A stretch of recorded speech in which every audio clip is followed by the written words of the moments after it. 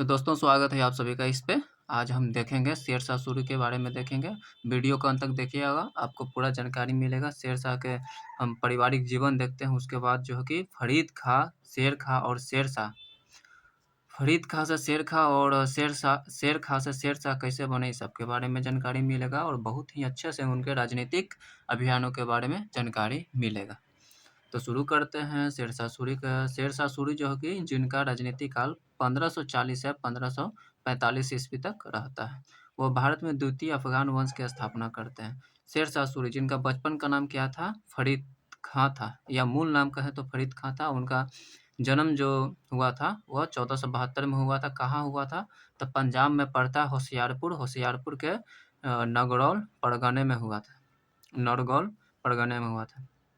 उनके पिताजी के बारे में जानते हैं दोस्तों। उनके पिताजी का नाम हसन खां था और हसन खां कहाँ के थे? जागीरदार। तो वह सासाराम के जागीरदार थे और किसके अंदर आते थे? तो बिहार में बहार खां लोहानी का सूबेदारी था। ओके, तो बिहार में जो कि बहार खां लोहानी का सूबेदारी था, वही उनके ही अंतर्गत हसन खां आते थे और सासाराम के जमींदारी संभालते थे। इनके दादा का नाम क्या था? शेरशाह सूरी के दादा का नाम जो था वह इब्राहिम शाह सूर था, जो कि घोड़े के व्यापारी थे। ओके, देखिए इनके बचपन का नाम फरीद खां था। बचपन का नाम फरीद खां था। शेर खां और शेरशाह। फरीद खां से शेरशाह कैसे बने, शेर खां कैसे बने और शेर खां से शेरशाह कैसे बने, देखते हैं। जब फरीद बार क्या होता है, एक बार एक घटना घटती है जिसमें तलवार से एक ही बार में शेर को 2 टुकड़े कर देते हैं। तो इससे खुश होकर जो बहार खां लोहानी थे, जो बिहार के जमींदार थे, उन्होंने इनको शेर खां की उपाधि देते हैं। अब शेरशाह की उपाधि कैसे लेते हैं? तो 1539 में आप जानते हैं दोस्तों कि चौसा का युद्ध होता है और हुमायूं को हराते हैं। तब हुमायूं को हराने के उपलक्ष्य में ये शेरशाह की उपाधि लेते हैं।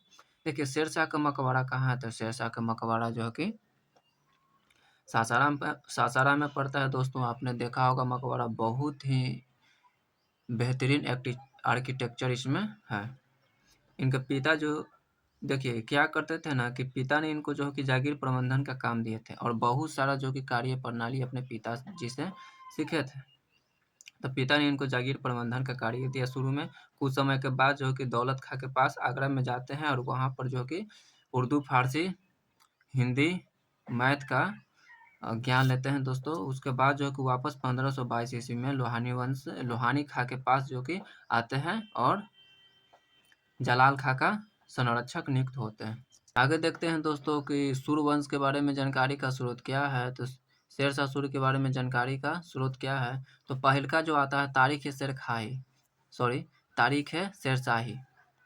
जीवन का वर्णन किया गया है शेरशाह सूरी के बारे में। इसका जो लिखने वाले हैं, कौन लिखे हैं? तबास खां सरवानी लिखे हैं। अकबर के समय में लिखा गया है और अकबर के कहने पर लिखा गया है।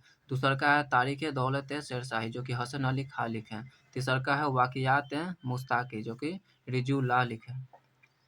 अब शेरशाह की उपाधि क्या क्या था? तो शेरशाह की उपाधि जो था, शेर खां का भी उपाधि मिला था। अकबर का पूर्वगामी कहा जाता है। सुल्तान आदिल कहा जाता है। अकबर का पूर्वगामी शेर खां जो पहाड़ खां लोहानी के द्वारा दिया गया था। शेरशाह जो कि चौसा का युद्ध जीता 1539 में होकर।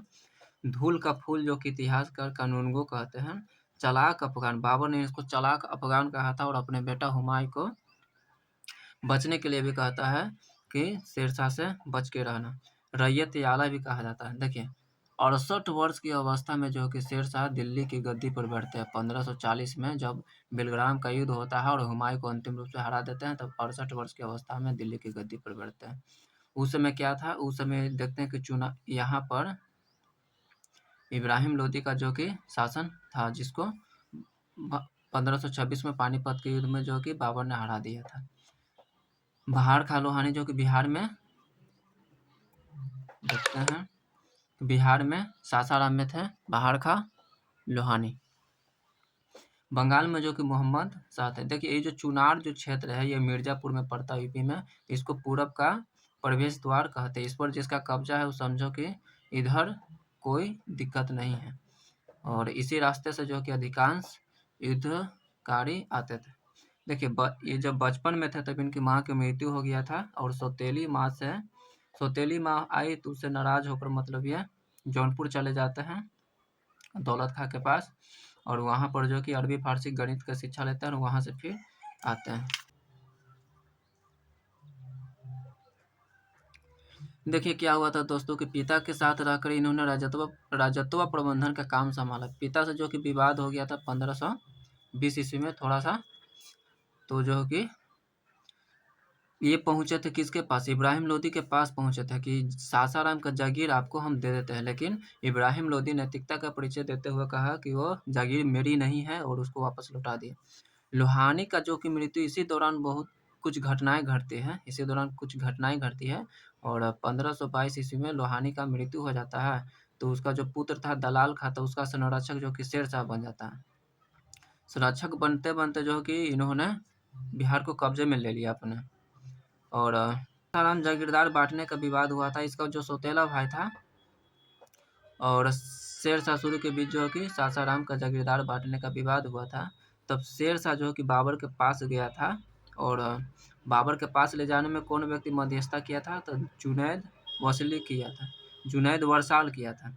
और चंदेरी के युद्ध में देखा जाए तो वह बाबर से लड़ा था, लेकिन जो घाघरा के युद्ध हुआ था उसमें वह अफगानों की तरफ से लड़ा था। चंदेरी के युद्ध जब हो गया था और रात को शाम को खाने के लिए बैठा, तब यह तलवार से जो कि मांस निकाल के खा रहा था। तब बाबर ने इसको जो कि देखा और इसको लगा कि भविष्य का विद्रोही है। इसने भी कहा कि शेर शाह ने भी बाबर को बोला था कि अगर भाग्य ने साथ दिया तो हिंदुस्तान से मुगलों को हम ही भगाएंगे।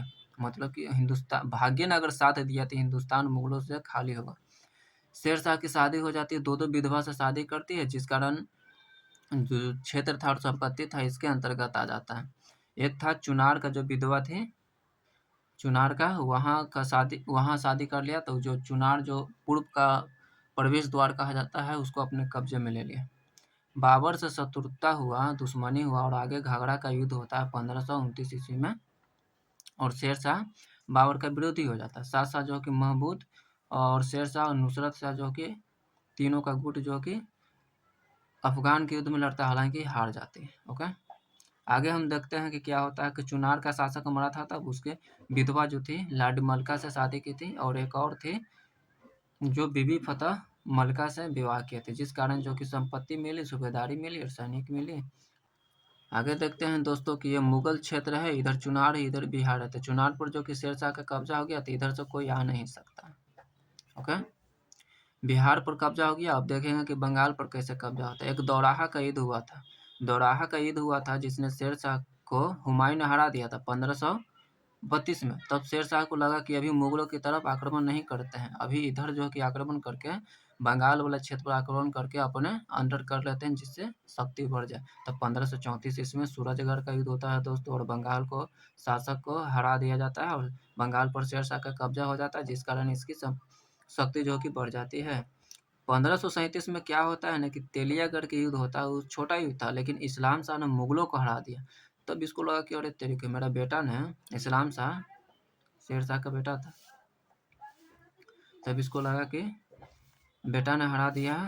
ये भी जो कि आगे जो कि राजनीतिक अभियान करता है और 1539 में चौसा का युद्ध करता है दोस्तों और हुमायूं को हरा देता है और शेर शाह की उपाधि धारण करता है। 1540 से बिलग्राम का युद्ध होता है और हुमायूं को हराता है और दिल्ली और आगरा पर कब्जा करके द्वितीय अफगान वंश की स्थापना करता है। हम देखते हैं कि गखरों से युद्ध करता है 1541 में, मालवा का अभियान करता है 1542 में, रायसीन का अभियान करता है 1543 में, मारवाड़ का अभियान करता है 1544 में, कलिंजर का युद्ध करता है 1545 में और कलिंजर के युद्ध के दौरान ही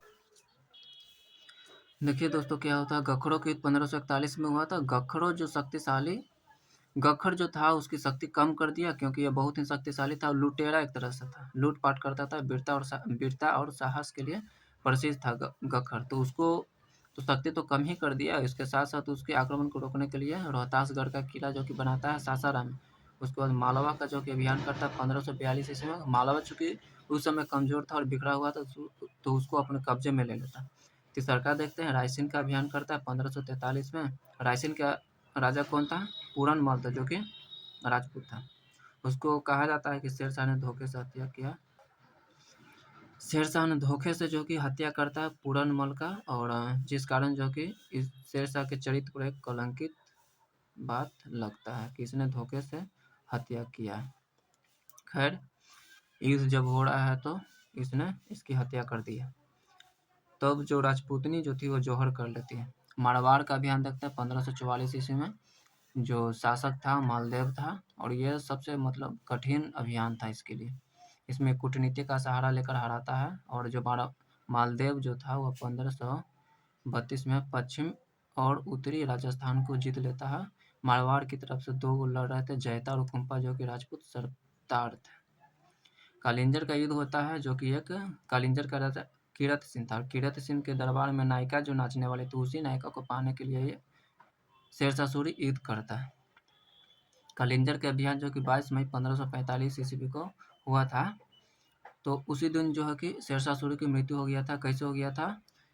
जब वो नायिका नहीं देने के लिए बोला, तब जो कि इन्होंने आक्रमण कर दिया और उसके जो कि किला था उस पर गोला बारूद बिगने लगा और उस किला पर जो कि गोला बारूद से हमला बोल दिया।